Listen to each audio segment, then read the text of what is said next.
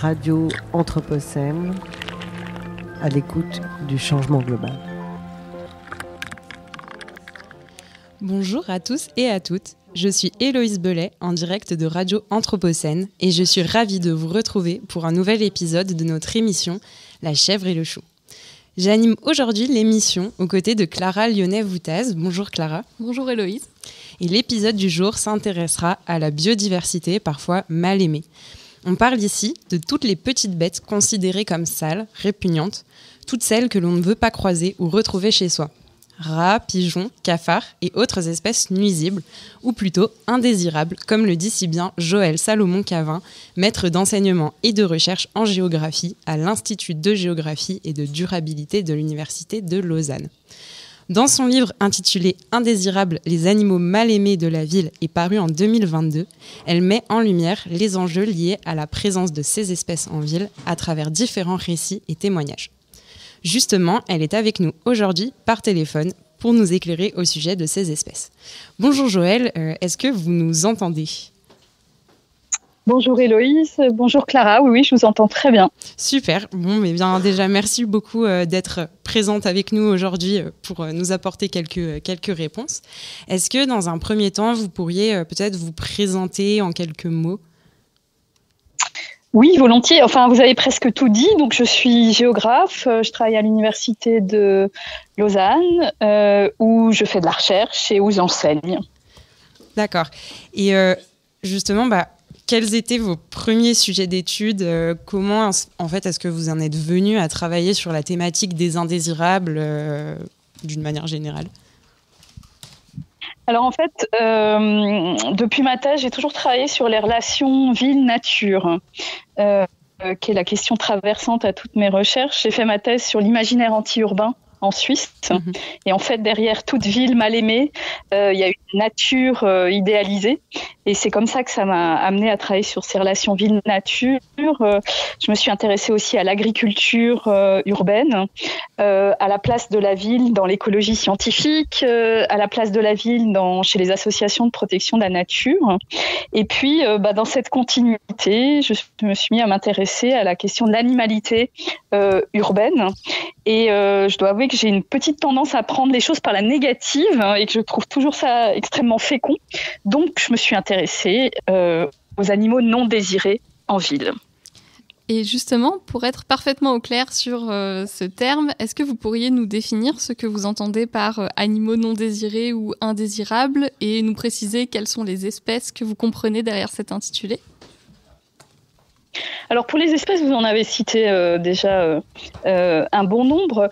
Derrière cet adjectif indésirable, en fait, j'associe toutes sortes d'animaux qu'on n'aime pas. Et derrière cette idée de non aimer, de mal aimer, il peut y avoir tout un tas de choses. Ça peut aller de la gêne, simplement la gêne, le dégoût par rapport à un certain nombre d'animaux.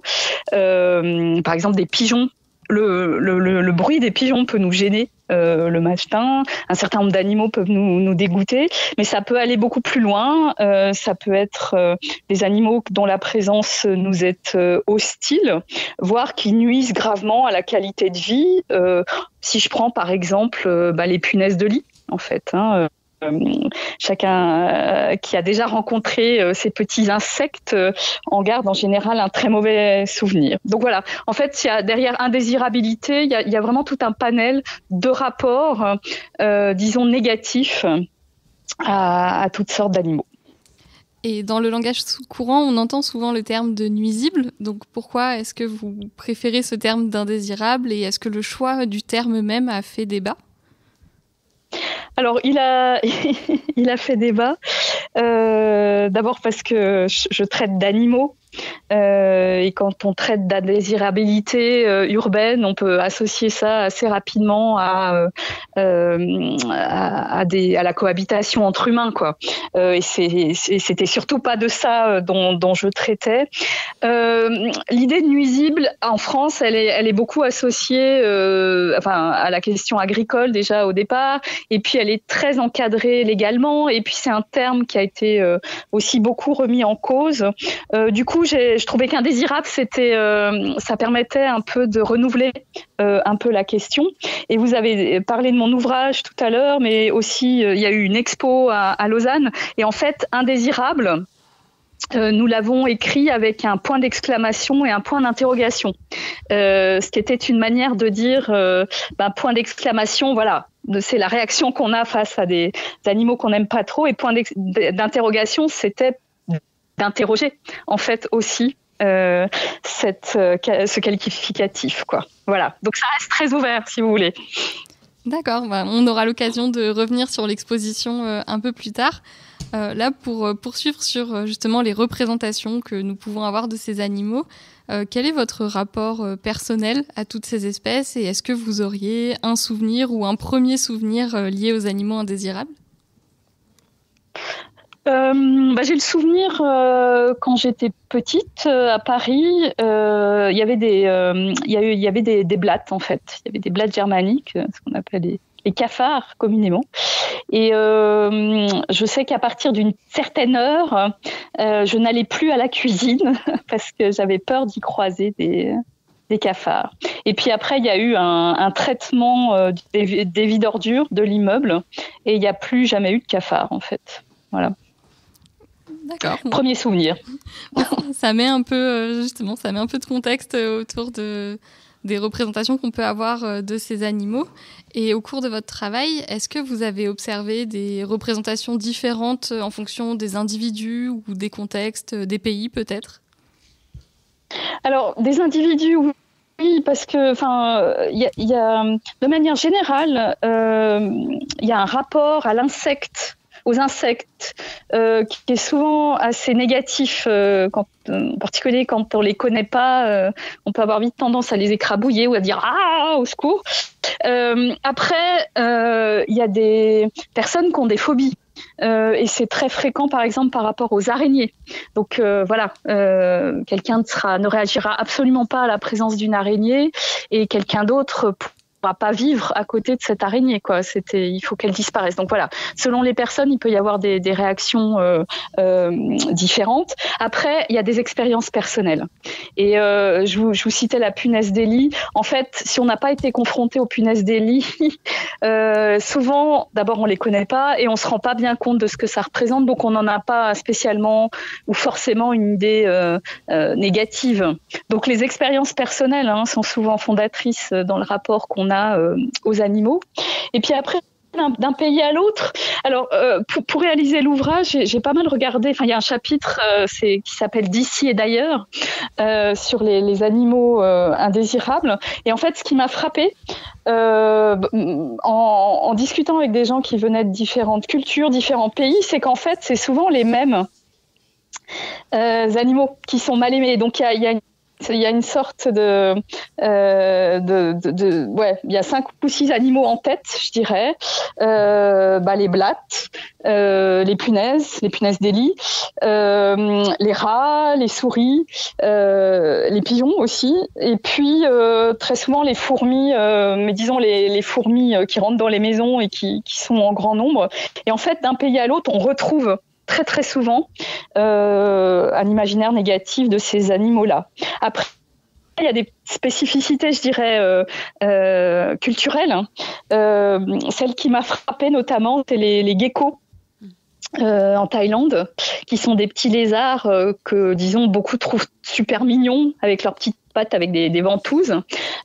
D'autant plus que c'est des animaux qui mangent les moustiques, quoi. Donc on pourrait penser qu'ils sont plutôt vus positivement. Et en fait, en Thaïlande, on les aime pas parce qu'il y a tout un imaginaire négatif autour d'eux, qui fait que il y a une petite comptine, par exemple, qu'on dit aux enfants, qui est si tu ne dors pas, le gecko viendra te manger le foie.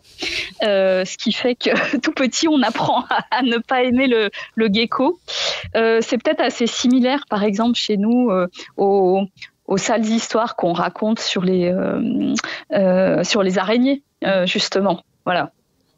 Donc oui, il y a des petites différences, mais encore une fois, globalement, j'étais surprise par le fait que c'est souvent les mêmes animaux, en fait, qui sont considérés comme indésirables. Oui, effectivement, c'est étonnant, et c'est vrai qu'en réfléchissant à nos questions, on se on pensait justement que vous auriez une grande diversité d'espèces indésirables selon les contextes et les pays. Et pour changer d'échelle, pour passer de notre échelle individuelle à l'échelle de la ville, dans vos travaux, vous vous demandez souvent ce que la nature fait à la ville. Et donc, selon vous, justement, que font les indésirables à la ville ?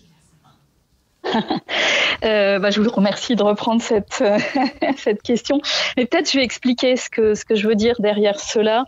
En fait, qu'est-ce que fait d'abord parce c'est souvent l'inverse, c'est souvent la question inverse qu'on se pose. C'est qu'est-ce que la nature fait à la ville ? Et très souvent, la réponse elle est négative. La nature détruit la ville. Mais si on regarde les choses un petit peu à l'inverse, ce qui m'intéresse d'une part, c'est comment la nature construit un imaginaire de la ville. Donc c'est une fabrique, je dirais, en pensée de la ville. Alors il y a tout un versant qui est très positif, qui est de dire la nature embellit la ville, la nature participe à la qualité de vie urbaine. Ça c'est l'image, je dirais, de la ville. En quoi la nature participe à construire l'image de la ville. Et puis il y a tout le versant évidemment concret, pratique, matériel, c'est-à-dire en quoi la nature participe à la fabrique concrète urbaine, la fabrique des quartiers, comment est-ce qu'on aménage la ville avec la nature. Alors si je parle des animaux, en fait, ce que un certain nombre d'animaux en fait qui sont mal aimés participent d'une image négative de la ville. Un certain nombre d'animaux complètement associés à la ville, par exemple le pigeon ou le rat, participent donc à la construction d'une image de la ville comme un lieu où vivent des sales bestioles, en fait. Et au niveau pratique, je dirais que très concrètement, la présence en ville d'animaux non désirés, et en particulier dans les appartements, fait que il y a tout un tas de produits, et souvent des produits assez toxiques, qui sont mobilisés en ville pour se débarrasser de ces animaux. Donc, qu'est-ce que fait cette nature à la ville ? Elle participe parfois de l'intoxication de ses habitants. Par exemple, c'est l'exemple qui me vient en tête. C'est super intéressant comme point de vue et justement, alors là on parlait de la construction de l'image de la ville, notamment par ces espèces et donc tout à l'heure on a évoqué au-delà de votre livre l'exposition que vous avez réalisée sur cette thématique donc au musée de zoologie de Lausanne, donc je crois que ça se déroulait entre décembre 2022 et juillet 2023. Est-ce que malheureusement c'est terminé. Oui, ça s'est terminé. Est-ce que, du coup, vous pourriez nous parler un petit peu de cette exposition, de ses objectifs ? Est-ce que, justement, le but, c'était plutôt de déconstruire des représentations uniquement négatives autour de toutes ces espèces ou, justement, de continuer de mettre en lumière les problématiques qu'elles soulèvent d'une manière générale ? Oui, tout à fait. Si je peux revenir juste à l'idée de départ, c'est-à-dire, moi je fais de la recherche, de l'enseignement, et c'est vrai que c'était un peu un rêve, quoi, de faire aussi une expo, de travailler autrement et de réaliser une expo avec le Muséum d'histoire naturelle, parce que je m'intéresse beaucoup aux questions de nature, mais c'est vrai que travailler aussi avec des biologistes, c'était un peu un rêve. Donc ça, c'était déjà ça au départ. Et puis pareil pour l'ouvrage, en fait, qui est un ouvrage de vulgarisation. Et je me suis beaucoup amusée, en fait, à réaliser cela. Alors après, pour l'idée qu'il y a derrière, il y avait deux choses, en fait. Il y avait d'une part parler d'une autre nature urbaine. C'est d'ailleurs comme ça, en fait, je dirais que j'ai convaincu la conservatrice du musée, Anne Freitag, de faire cette expo avec moi, c'est-à-dire parler autrement de la nature urbaine, une nature qui n'est donc pas enchanteresse, qui peut nuire gravement, je dirais, à la qualité de vie, donc prendre un peu les choses autrement. D'une part, ça c'était la première idée. Et la deuxième idée, c'était montrer combien la ville peut être un écosystème, en fait.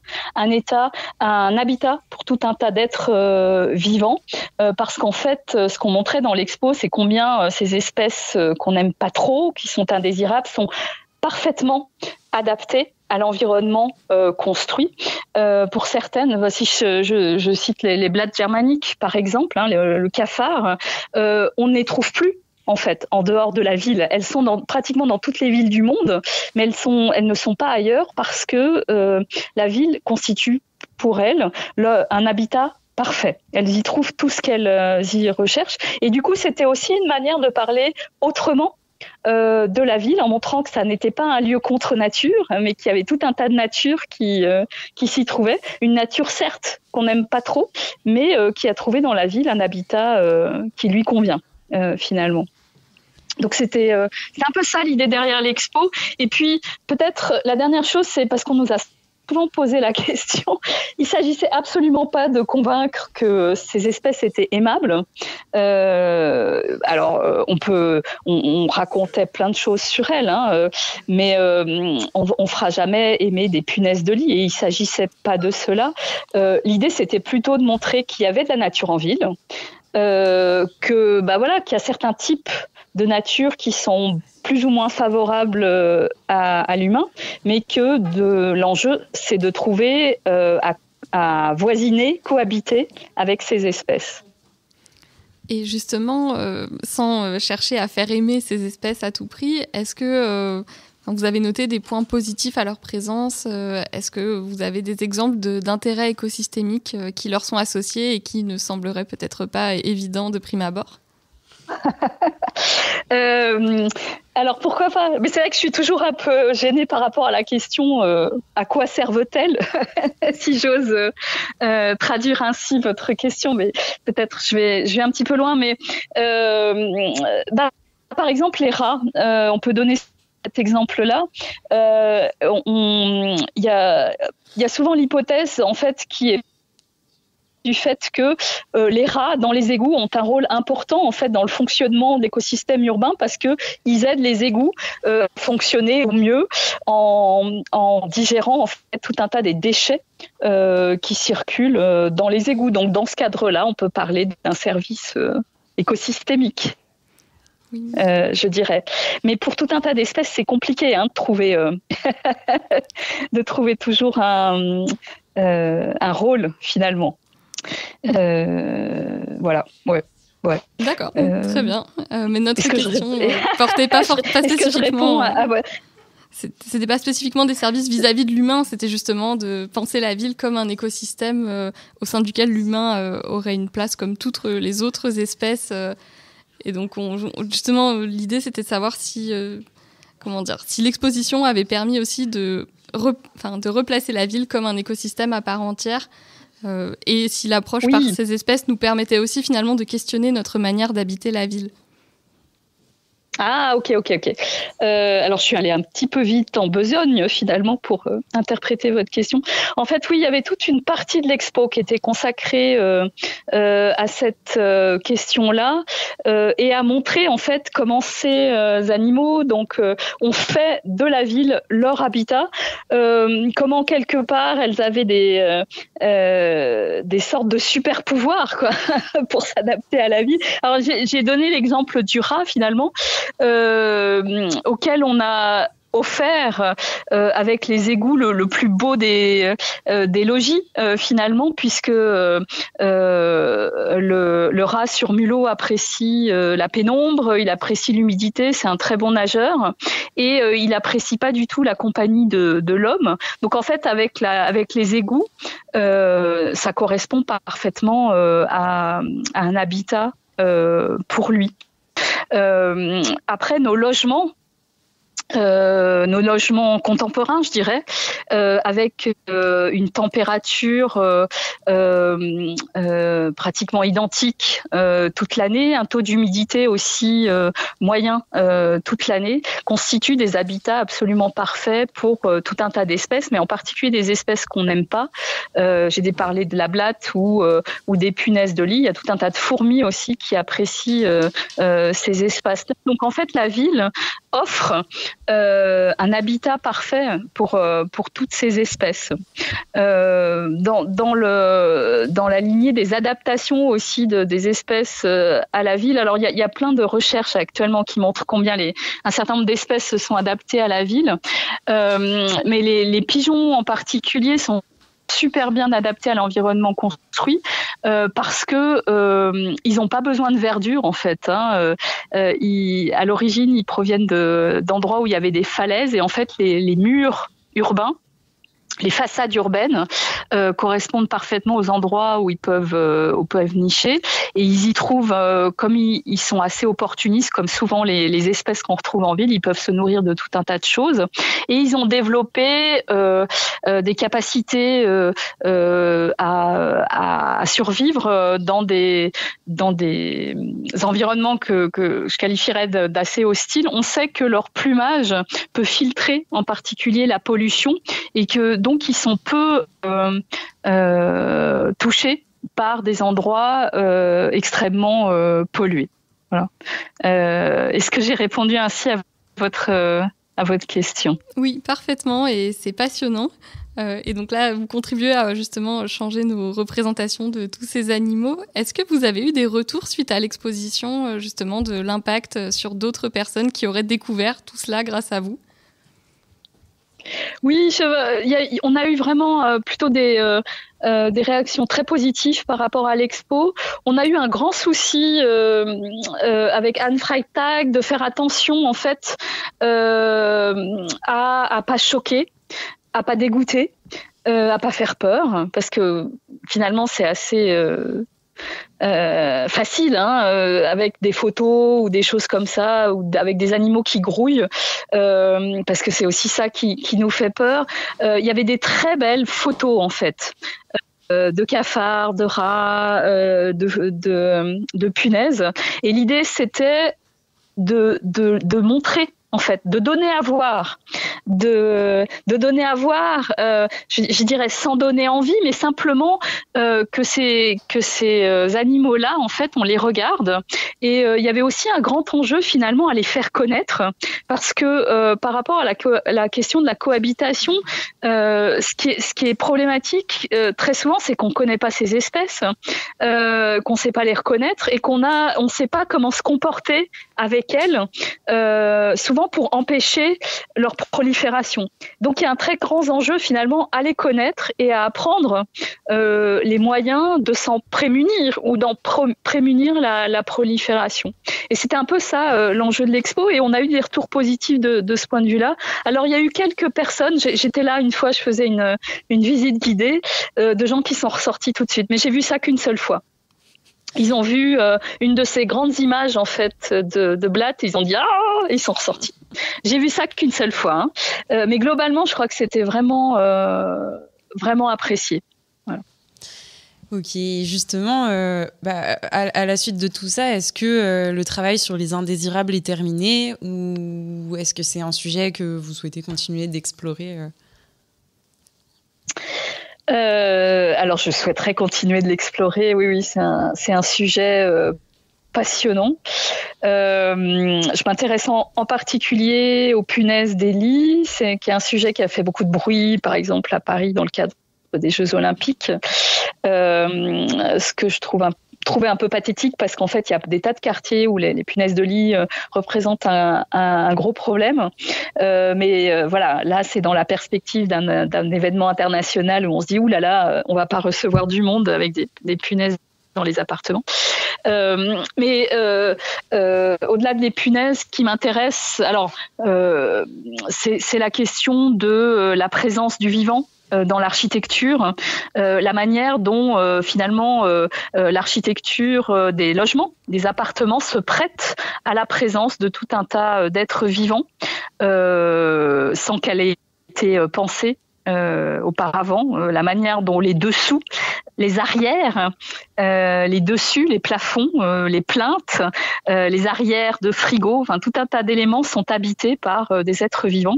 C'est notamment ça qui m'intéresse beaucoup. Et puis sur la question des indésirables, en fait, c'était une vaste question. Je participe actuellement à un projet de recherche européen sur les parasites des poissons d'eau douce. Et avec un groupe de chercheurs qui sont des biologistes et qui plaident en faveur de la prise en compte des parasites dans les stratégies de conservation, sachant que quand on parle de parasites des poissons, on n'a pas forcément d'image très positive dans la tête, et qu'il y a un gros enjeu en fait à parler de ces parasites parce qu'ils constituent une énorme partie en fait de la biodiversité, une partie qu'on connaît très mal, qui n'est que très très faiblement en fait négative pour l'homme, mais qui est aussi très peu étudiée et très peu prise en compte dans les stratégies de conservation. Donc voilà par exemple des sujets qui m'intéressent en particulier. Donc oui, il y a de quoi faire sur la question de l'indésirabilité, je vais y arriver. Et puis il y a des enjeux sociaux très importants.